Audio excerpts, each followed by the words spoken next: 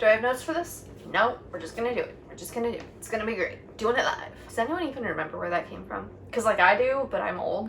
Hello world and welcome back, or welcome if you are new here. It is Carmen from the future / present, introducing my reading vlog for Nightshine by Tessa Gratton. I wanted to do a quick little intro here because I didn't really give like a very basic summary of what this book is about. I believe what I've said about this book already is that it is being marketed as a dark queer Howl's Moving Castle, and I would absolutely agree with that assessment. It is very clearly drawn from and inspired by Howl's Moving Castle, but it is not a direct retelling or reimagining. It's taking key aspects in characters and themes and reworking them and reframing them to tell a very different story. Okay, here's the blurb on Goodreads, and I will leave a link in the description so you can go and read the full summary of the book on Goodreads if you are interested. An orphan girl must face untold danger and an ancient evil to save her kingdom's prince in this lush romantic fantasy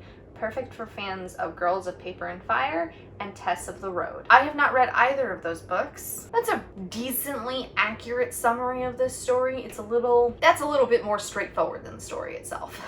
The one preface that I want to put on this, having read the story and thought about it for a couple of weeks at this point, I will include any appropriate content / trigger warnings down in the description. The one thing that I want to say out loud in this portion of the video is if you are someone who is sensitive to betrayals, that's something you want to be aware of going into this story. I am particularly sensitive to the concept of betrayal. It's very helpful for me to know when something like that is going to occur so that I can be mentally prepared. And I think that's everything I wanted to say to kick this off. I will touch back in with you at the end of the video to close things out, and let's get into reading Nightshine by Tessa Gratton. And go. Oh, hello. Good morning. It's not even really morning anymore. It's almost 11 o'clock. Hello. Welcome to my second attempt at a reading vlog. My second successful attempt. We shall see. It is Wednesday. Yes, it's Wednesday, 22nd. And I am starting a reading vlog because I've made excellent progress in my reading for the month, but I'm down to my last 2 reads that I have to do, and they're both ones that I have to read physically on the computer or on my phone, but I still have to read them with my eyeballs rather than my ears, and I'm struggling a little bit. Specifically, I thought it would be fun to do a little bit of reading vlogging for my read of Nightshine because it is an arc that I got directly from the author rather than through NetGalley or something. So that's what we're gonna do. So that's the plan. That's the idea. I have coffee. I'm also working right now. I'm not gonna be reading for a little while, but it's quiet at the moment, and I figured I would take this opportunity to open the vlog, say hello. I have started Nightshine. I'm about like 6% in. I'm like up to chapter 5, and I have some thoughts, but we can get into that later at some point. Hello, welcome. Let us embark on this journey together.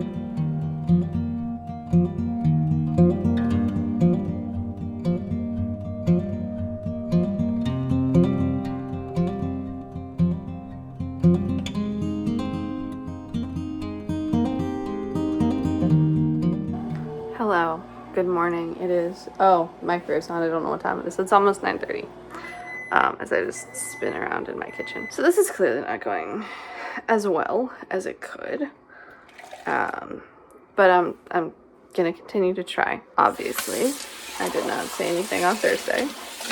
I almost did, but it is here at Friday morning. Can I do this one-handed? Yes, I can. I am making myself some coffee. Today is going to be an interesting day because it is my darling child's very first dentist appointment. Did you know that when a child turns 2, they are due for their first dentist appointment? I am terrified. I hate going to the dentist. I absolutely loathe dentist stuff, and I had to go to the dentist so many times as a kid, and I just hated the experience so much. It is my full intention to try and get some progress put in. I have done a little progress. I've read a couple chapters here and there. I'm up to chapter 7, I think. And the thing that I wanted to comment on that I haven't had a chance to say yet. Hi. Hello. What do you need? I'm not giving you my phone. I'm using my phone right now. Hi. They say hi. That it is such a goddamn power move to name your protagonist nothing. As in, not giving them a name, like giving them a name, and their name is the word nothing. Like, what a move. So I am enjoying it quite a lot. I definitely see the comparisons to House Moving Castle.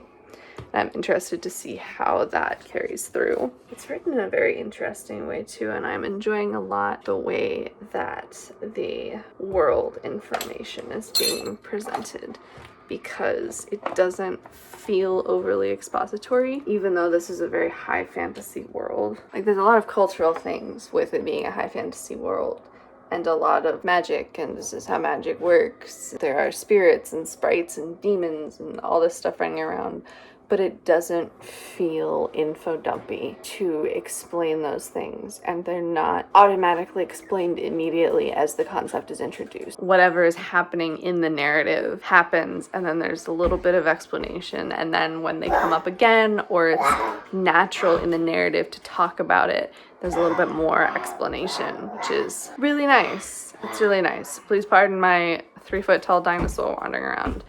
I'm gonna finish making my coffee and try and drink that in 15 minutes before I have to go. Wish me luck. And I swear I'm gonna do my best to read my book today. Oh, hello. Good morning. It's Saturday. That's right.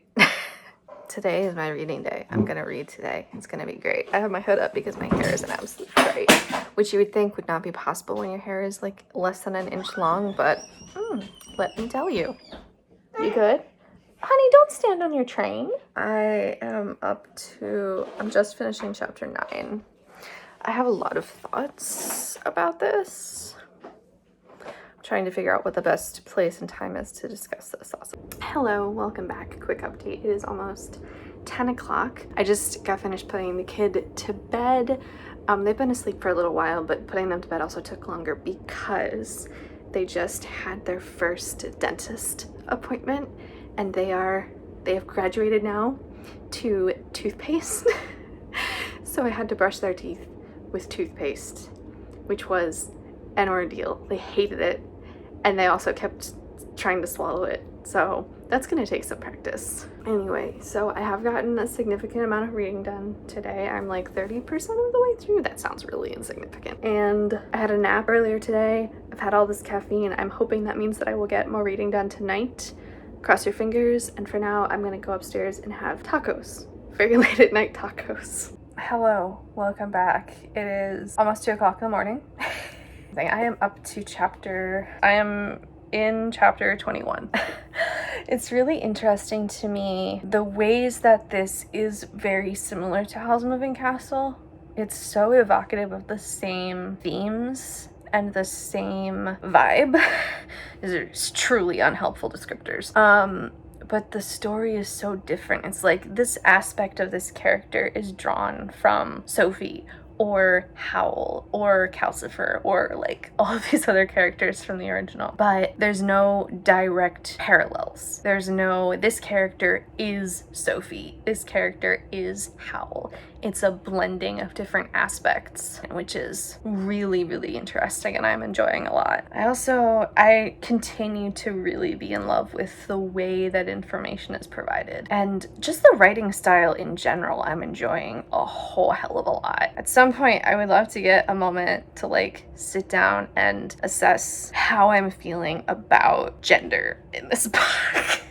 Because like that is a big theme. The thing that was coming up for me and is still like a question for me is, I'm still not even halfway through, and this information is revealed in the first third. If anyone happening to watch this considers that a spoiler, so be it. Kieran, who is referred to repeatedly as the prince and with male pronouns, is going on this journey, going on a tour of his kingdom before he assumes emperorship business.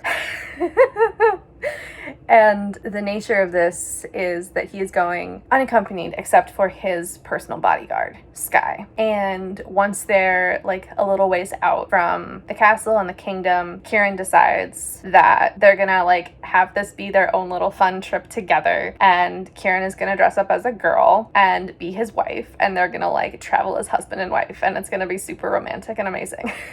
The question that kept coming up for me was, I am confused about whether this character is being misgendered by being referred to consistently, repeatedly with male pronouns and with male titles. I have been assuming this whole time, and I am hopeful that there's going to be more discussion about that and how the character wants to identify and wants to be referred to, but we haven't gotten that yet. Hey, what's up? Hello, this is Editing Carmen. I failed to mention this in my wrap-up. Kieran is gender fluid. That is confirmed later in the book. The specific term is not used because it does not fit with the continuity of the world building, but it is very clear on page that he is gender fluid. There is specific language communicating when Kieran feels like a boy, when Kieran feels like a girl, and when Kieran feels like neither. Hi, child. Hi. Okay, bye. So it's just in this weird place of, okay, so this character wanted to assume a female identity, wanted to be perceived as female, but we're not calling this character she. This is like my poor little cis brain just going like, what? I don't. The story kicks off because he's been captured by a sorceress, and this is in the freaking description. The sorceress who captured Kieran is called literally the sorceress who eats girls and is like known for only capturing girls. So like, Kieran is a girl? Yes? Or Kieran is gender fluid? I don't want to misgender this character. And I don't know how to feel, basically, is what's going on. But my overall impressions are, I am absolutely loving this. I am so grateful that I'm having this opportunity to read this book. I hope that my vlogging the experience of reading this book is going to be enjoyable for someone out there. I'm sorry that I look the way that I do. And I'm going to get back to it. No, I'm going to go to bed. I'm going to go to bed and then I'll get back to it tomorrow.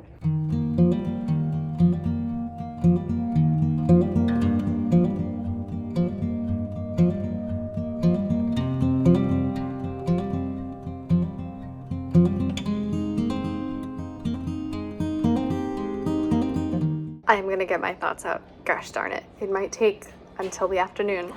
I'm gonna do it. I think the last thing that I wanted to highlight from where I am in nighttime, which I just did the math, it's 51% through. So that's great. Yes, I hear you. The flirting. There have been multiple points while reading this where I have just had to like highlight a line and then just stop. Just like pause and step away from my computer, and not because I'll say this, the main POV, nothing. She has no chill. No chill to be had at all. And I enjoy her so much.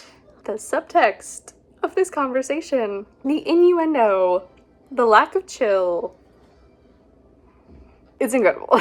At the point that I am now, halfway through, I definitely want to purchase a finished copy when this is published. I don't know yet what my rating is going to be because I tend to hold off even when I feel very confident about what my rating is going to be. I like to hold off until I have actually finished it, because there have been a lot of instances where the ending of a book has like boosted it up a star, or it could drop it down a star. I don't feel like that's going to happen, but who knows? I'm not going to be able to read for a while because I have work I have to do. I'm going to do that and then hopefully read later this afternoon. Oh, hello. Welcome back. It is Tuesday afternoon. So I wanted to update yesterday and I could not find it within myself to do so. Well, I did update, but not after I got to a certain point. I have a lot of feelings. So basically I got to chapter 29 and I was like reading like chapter 26, like, oh my god, 27, oh my god, 20, oh my god, everything is happening, 29, no. And now I'm up to chapter 31 and I'm just like on pins and needles. I can't even express my emotions without like a whole lot of spoilers. Hopefully I can become more articulate once I'm further in, but I'm just like okay, anyway, so that's where I am in my life. I have feelings. Okay, I'm gonna get back to work. Goodbye.